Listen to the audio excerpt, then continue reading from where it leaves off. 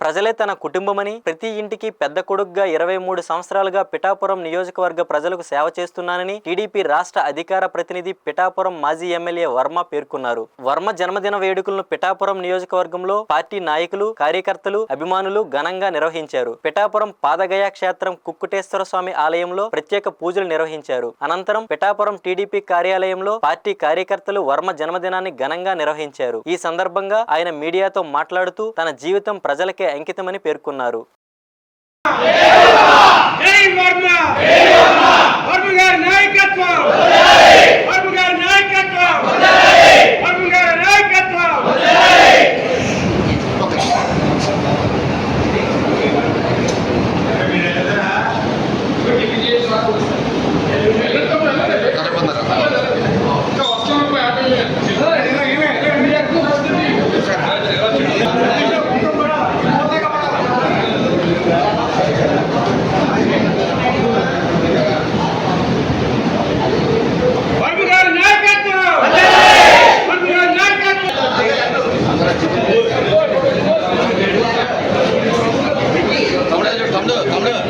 అన్న ఎలా చూడండి, అన్న ఎలా చూడండి.